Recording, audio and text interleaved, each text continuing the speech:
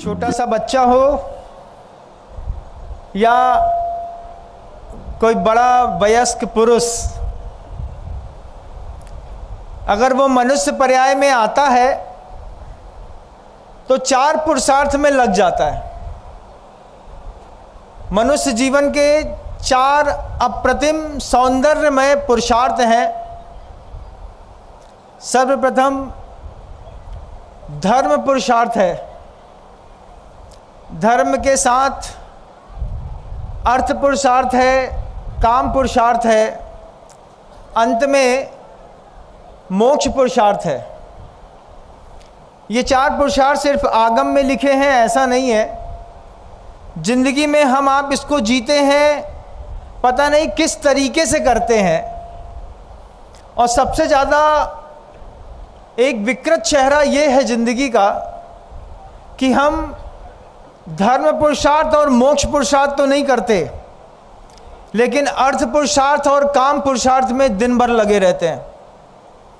काम पुरुषार्थ का मतलब मात्र फिजिकल रिलेशनशिप से नहीं है।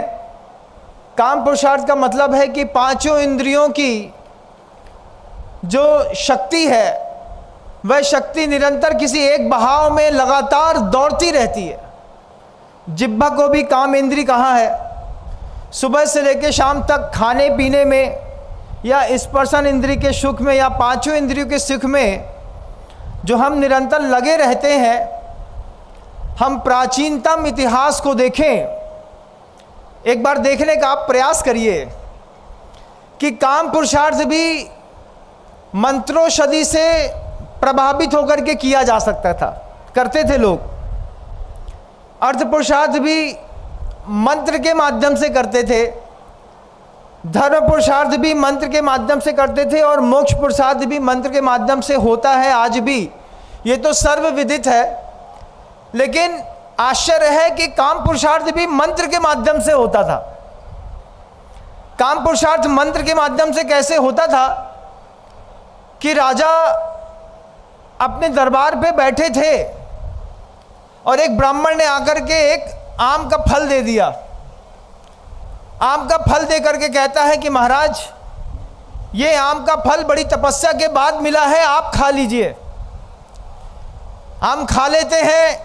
इस आम के फल की खासियत मंत्रौषधि से युक्त है।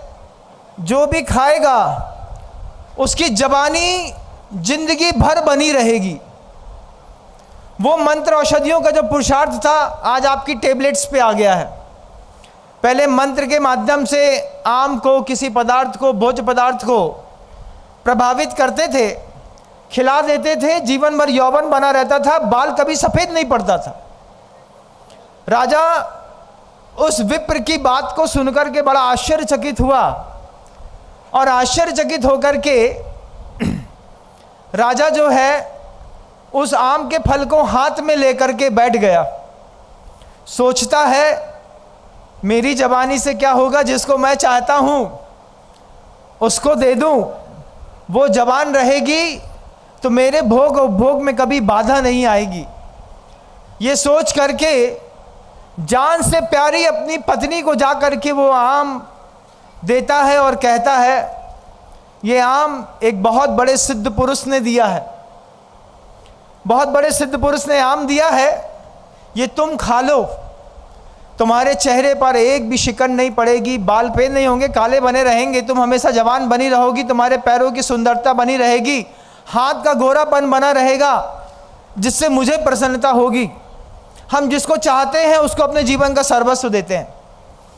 विप्र ने राजा को चाहा, राजा ने अपनी पत्नी को। पत्नी सोचती है कि मैं खा के क्या करूंगी, मैं जिसको चाहती हूं उसको दे दूं। पत्नी का संबंध, राजा की पत्नी का संबंध सेनापति से था। वो राजा की पत्नी कहती है, कल प्रातःकाल देव दर्शन करके मैं इसको भक्षण करूंगी स्वामी, अभी रहने दीजिए, रात्रि हो गई है। महाराज को अपनी पत्नी पर विश्वास था, तो वो आम का फल पत्नी को दे करके रात में सोने चला गया। पत्नी रात में उठ करके सेनापति के पास गई। सेनापति से कहती है, मैं भले उसके साथ रहती हूँ लेकिन तुम्हें चाहती हूँ, तुम ये आम खा लो। आम में क्या खासियत है? आम जो है, जो खाएगा वो हमेशा जवान बना रहेगा। सेनापति सोचता है भले मैं तेरे साथ रहता हूँ, लेकिन चाहता तो मैं भी वैश्य को हूँ, तो मैं जिसको चाहता हूँ मैं उसको आम दूंगा। वो सेनापति कहता है मुझे अभी आपके सामने आने में घबराहट हो रही है, मैं आम का फल ले जाता हूँ, बाद में खा लूँगा। ये कह करके वो आम के फल को ले जा करके वैश्य के हाथ में धरता है और वैश्य से कहता है प्राण प्रिय तू खा। सोचो, सेनापति की अपनी पत्नी है, वो उसको अपना नहीं समझता। राजा की पत्नी सेनापति को चाहती है, वो उसको अपना नहीं समझता, वो एक वैश्य को अपना समझता है। और वैश्य के पास जाकर के कहता है कि सुन, ये आम खा ले, तेरी जवानी हमेशा बनी रहेगी।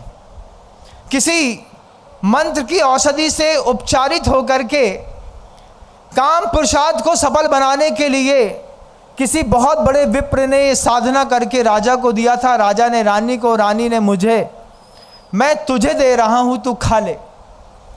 वैश्या सोचती है कैसा नरकी जीवन है, इस सेनापति के साथ भी मरती हूँ, दुनिया भर में दिन भर में और भी लोग आते हैं, उनके साथ भी मुझे जीना पड़ता है, ऐसे नरकी जीवन और इस जवानी का मैं क्या करूँगी।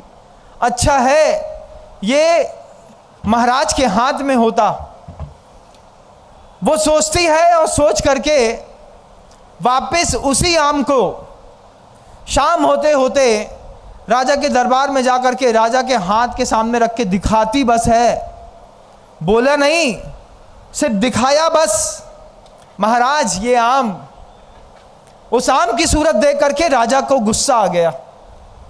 राजा कहता है ये आम तेरे पास कहां से आया, सच बता। ये आम तो मंत्र की औषधि वाला है। हाँ महाराज, ये मंत्र की औषधि वाला है। वैश्या कांप गई राजा का गुस्सा देख करके। वैश्या कहती है मुझे सेनापति से मिला। अच्छा, तुझे सेनापति ने दिया? ये सोच करके राजा का दिल धक कर गया कि मेरी रानी का निश्चित रूप से सेनापति से संबंध होगा। उस वैश्या से वो आम ले लिया महाराज ने और अंधेरे कमरे में शाम को अपनी पत्नी के पास जाकर के पूछता है, क्यों प्रिय, सुबह तुम्हें एक आम दिया था, वो आम तुमने? महाराज वो आम तो मैंने तत्काल ही देव दर्शन करने के बाद खा लिया। आपने कोई चीज़ दी और मैं अपने उसको ना खाऊं, ऐसा होता है भला? आप मुझे जान से प्यारे हैं। ऐसा जब प्रेम का संवाद स्त्री अपने पति से कर रही थी, राजा धीरे से वो आम दिखाते हुए कहता है अगर तुमने खा लिया है तो ये क्या है।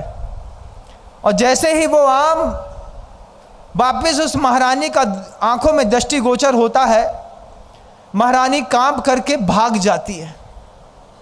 राजा सोचता है अपने जीवन में, याम चिंतयामि सत्यम मयि सा विरक्ता, मैं जिसको सुबह से लेकर शाम तक चाहता हूं वो मुझसे विरक्त है। साप्य अन्न जनः इच्छति सा अन्योपि शक्तः, वो जिसको चाहती है वो किसी और को चाहता है।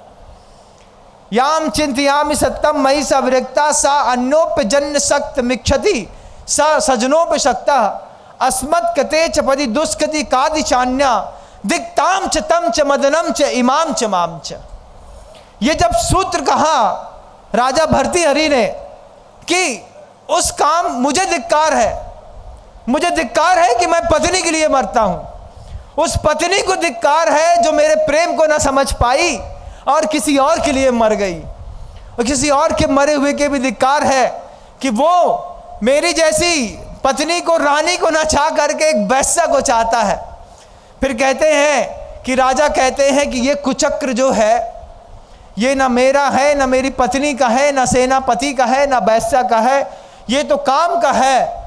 याम चिंतयामि सत्यम मयि सा विरक्ता सा अन्योपजन जनः मिक्षति सजनोप सक्तः अस्मत् कृतेच पति दुष्कति कादि चान्या दिक्ताम च, उस पत्नी को धिक्कार है, तम च मुझे धिक्कार है, इमाम च मेरे द्वारा दिया गया वह उपहार उसको भी धिक्कार है। मदनम च, उस काम के कुचक्र को धिक्कार है। दिक्ताम च तम च मदनम च इमाम च माम च। जब ये राजा भर्तृहरि कह चुके तब उनकी आंखें खुली कि काम का कैसा कुचक्र है, काम का ऐसा भीषण कुचक्र है कि वो मुझे परेशान करता, मेरी पत्नी को परेशान करता, सेनापति को परेशान करता, उस वैश्य को परेशान करता। और वो कैसा काम था कि हमारे यहाँ जो चारों पुरुषार्थ होते थे वे चारों के चारों पुरुषार्थ मंत्र औषधि से युक्त होकर के होते थे। आज मंत्र की औषधि की ताकत बदल गई, आपकी ज़िंदगी में टेबलेट्स आ गई, वो भी मंत्र की औषधियाँ हैं, खाते हैं, अपने आप को जवान बनाए रखने का पुरुषार्थ करते हैं। जैसे मानव का पुरुषार्थ काम की ओर अग्रसर है, वैसा ही पुरुषार्थ उसका अर्थ की ओर अग्रसर है। अर्थ की ओर अग्रसर पुरुषार्थ को आचार्य कुंद भगवान ने समझा और वो समझ बैठे कि ये दुनिया के लोग पैसे के लिए इतना पगलाएंगे, दिन भर सुबह से लेकर शाम तक मेहनत करेंगे, इनको भी एक आकार देना चाहिए। तो समय सार में सोना बनाने की विधि लिख गए। नाग फड़िये मूलम नाय नितो एण गब्ब नागेण नागम होति सुवर्णम धम्मत्तम बच्च भावेण। गाथा लिखी कि अगर किसी के घर के अंदर दरिद्रता हो तो इस मंत्र का प्रयोग करके घर के अंदर सोना पैदा कर ले। हमने कभी समय सार की वो गाथा उठा के पढ़ी नहीं, हम समझ नहीं पाए कि इतना पुरुषार्थ से ज़्यादा थोड़ा पुण्य और पुरुषार्थ दोनों का रंग साथ में जुड़ता है और काम होता है। हम धर्म पुरुषार्थ में बस उतना ही समझते हैं कि सुबह एक बार मंदिर आ जाते हैं और काम हो जाता है। लेकिन आँख खोल के देखो एक बार, जिनके ऊपर मरते हो, जिस बात में मरते हो, दुनिया भर की सेलिब्रिटीज जिनको आप सेलिब्रिटी कहते हैं, आमिर खान हो, शाहरुख खान हो, चाहे कोई भी खान हो, क्या सिखाता है हमारे छोटे से बच्चों को? बोलो जुबा केसरी, तीन क्या बोले अब हम उसको, हमारी तो भाषा ही अलग है। 3 लोग मिलकर के आ गए, हमारे टीनेजर्स बच्चे को सिखाते हैं बोलो जुबा केसरी, और हम धीरे से जुबा केसरी सीख जाते हैं। एक व्यक्ति सिखाता है मोबाइल लैपटॉप वीडियो में और आपके पिक्चरों में जो आप देखते हैं कि रमी खेलो, लेकिन 18 साल के कम के मत खेलो, और खेलो तो संभल के खेलो। जुआ खेलना सिखाता है एक हीरो, कितने हजार करोड़ की संपत्ति का मालिक है, देखने जाएंगे तो 20,000 करोड़ की संपत्ति से ऊपर उसके पास निकलेगी, जो आपको जुआ खेलना सिखाता है। वो कबीर खान की मूवी बना करके सिगरेट पीना सिखाता है, 500 करोड़ का मालिक बन गया। एक आदमी ने एनिमल मूवी बना दी, बाप का सहारा लेकर के दुनिया भर के लोगों को वेलगैरिटी सिखा गया, हमने उस पर थंब मारा, और उस छोटी सी घटिया क्वालिटी की पिक्चर ने बाती बात में 1500 करोड़ रुपए कमा लिए। कहाँ जाते हैं हम? काम पुरुषार्थ कितना तीव्र है हमारा कि किसी ने कहा कि गुटखा खा लो, गुटखा खाना सीख लिया, जिसको सेलिब्रिटी समझी वो क्रिकेट का प्लेयर बनाया, उसने मुर्गे की फार्मिंग कड़कनाथ बनाना सिखा दिया। हम मुर्गे की फार्मिंग सीख गए, हीरो को ऑडियल समझ गए कि कड़कनाथ का कोई मुर्गा भी होता है, ब्रांड एम्बेसडर बना दिया। क्या सीखते हैं हम? ये दुनिया के 1 नंबर के वाहियात लोग जो सामान्य व्यक्ति होने के भी काबिल नहीं है, इनके पास हजारों करोड़ों रुपए की संपत्ति हम और आप पहुंचा देते हैं। जब 500 रुपए का एक टिकट खरीदते हैं, पिक्चर का जाकर के देखते हैं, 200 रुपए का वहां पर बैठ करके पॉपकॉर्न खाते हैं, 100 रुपए की एक थम्स अप लिम्का की बोतल पीते हैं, लौट करके आते हैं तो देव का 10,000 रुपए गायब, 5,000 रुपए गायब। क्योंकि लौट के आकर के देखते हैं, खाना भी तो बाहर खाना पड़ेगा ना, जब पिक्चर देखने गए हैं तो 2-5,000 बात ही बात में बर्बाद। सामान्य लोगों के पास, किसी के पास 5,000 करोड़, किसी के पास 2,000, किसी के पास 2,500। और दुनिया की जो एक्चुअल सेलिब्रिटीज थी, भगवान महावीर स्वामी को देखिएगा, राम को देखिएगा, कृष्ण को देखिएगा, आदिनाथ स्वामी को देखिएगा, मंदिर सूने कर दिए इन लोगों ने। ये मंदिर ऐसे सूने कर दिए कि हमारा बच्चा एलजी के एसी में बैठा है, वहां भी मोबाइल चलाएगा, सो के उठेगा तो फ्रिज से लिम्का की बोतल खोल करके 2 घूंट पिएगा, और पता नहीं क्या क्या पिएगा, आप अपने घर में जा करके देखिएगा। लेकिन चांदी का कलश उठा करके मंदिर नहीं आ पाते हैं। एक सौभाग्य भी है और दुर्भाग्य भी है, क्योंकि बहुत सारे लोग आते हैं, बहुत सारे लोग नहीं आते हैं। आज ये आयोजन सिर्फ भोपाल के लिए आयोजन नहीं है, ये आयोजन, ये महामंडल विधान कल्पद्रुम एक ऐसी भोपाल के लोगों के लिए क्रांति है कि अगर आपका बच्चा घर के अंदर सो रहा है तो उस बच्चे से बोलो कि ठंडी हवा में जा करके दुनिया की सबसे एक्चुअल सेलिब्रिटी के पास जा करके एक बार देख करके आओ, जिसके पीछे जा करके शाम तक मरते हो, फोटो खिंचाते हो, पैसा खर्चा करते हो, उससे ऊंचे हैं संत और महात्मा। आचार्य भगवंत 55 साल तक लगातार मध्य प्रदेश की इस धरा को स्वर्ग बनाने में लगे रहे। प्रतिकूलताओं के बावजूद भोपाल शहर पर आए बरसते पानी में, ठंडी गर्मी बरसात सही तन पर अपना साहस दिखाया, रैली से उठे 600 किलोमीटर जा करके शिरपुर में विराजमान हुए। एक्चुअल सेलिब्रिटी तो गुरुदेव हैं, जिनकी फोटो के बगल में फोटो हो, जिनके घर में फोटो हो। ऐसी सेलिब्रिटी को भूल करके जब हमारी यंग जनरेशन किसी और बहाव में बह रही हो, आपके घर की जवान बेटियां बह रही हो, तो जवाबदारी और बढ़ जाती है धर्मात्मा बनने की, धर्म ध्यान करने की, क्योंकि आपको देख करके आपकी जनरेशन के लोग भी सीखते हैं। आज पात्र चयन का कार्यक्रम है, उसके पहले पूछना चाहता हूं कि 4 प्रकार के पुरुषार्थों में सबसे ज्यादा मन कौन से पुरुषार्थ की ओर दौड़ रहा है? काम पुरुषार्थ की ओर, अर्थ पुरुषार्थ की ओर, लेकिन धर्म पुरुषार्थ जिसके लिए सावकों का ये शुभोपयोग का एक मंडप तैयार किया गया है। सिर्फ आप बड़े बड़े लोग यहाँ पर बोलियाँ लेंगे, लेकिन जवान बच्चों को जब खड़ा करेंगे, सौधर्मिंद बना करके, चक्रवर्ती, कुबेर, ईशान, सानत कुमार इत्यादि बना करके, तो जवान बच्चों को प्रेरणा मिलेगी इस बात की कि हमारे पिता ने अपनी ताकत का पैसा कमा करके हमको चक्रवर्ती बनाया था, इसलिए नहीं कि हम पिक्चर हॉल में जा करके अभी दुबई, बैंकॉक, ऑस्ट्रेलिया में जा करके घूमें, इसलिए कि हम भी मंदिर निर्माण में सहयोग दे करके इस समाज की एक्चुअल सेलिब्रिटीज़ को पहचानने के लिए अपने पुरुषार्थ को जागृत कर सके। आज आवश्यकता है, भोपाल क्या पूरे विश्व को आवश्यकता है, ऐसे धार्मिक आयोजन back to back and back to back होते रहने चाहिए। एक साधु हटा नहीं कि दूसरे साधु का सहारा लेकर के, महाराज एक विधान हमारे इस मोहल्ले में करिए, कम से कम हमारे मोहल्ले की जवान बेटियां, जवान लड़के और हमारे मोहल्ले के लोग सुधरेंगे, जैन भी सुधरेंगे, अजैन भी सुधरेंगे, उपयोग बना रहेगा, पैसा व्यवस्थित रहेगा, अर्थ पुरुषार्थ की ओर सम्यक दृष्टि जाएगी। और जिन मंत्रों के माध्यम से हम मर रहे हैं, 18 रुपए का छोटा सा ऑरेंज जैसा पाउच घोल करके पानी में लोग पी जाते हैं और पूरी रात बर्बाद करते हैं। आपके घरों के अंदर भी ये कृत्य होते हैं बंधुओं। बस जागृति की आवश्यकता है कि आज एक ऐसा सभा मंडप जिसमें जीवन की सबसे पवित्रतम आत्मा सर्वोच्च का जिनेन्द्र देव के 24 जिनबिंब विराजमान होंगे, गुरुदेव श्री समय सागर जी महाराज जी का पावन आशीर्वाद है, तो इसकी सफलता में कोई शंका की तो बात वैसे भी नहीं रही।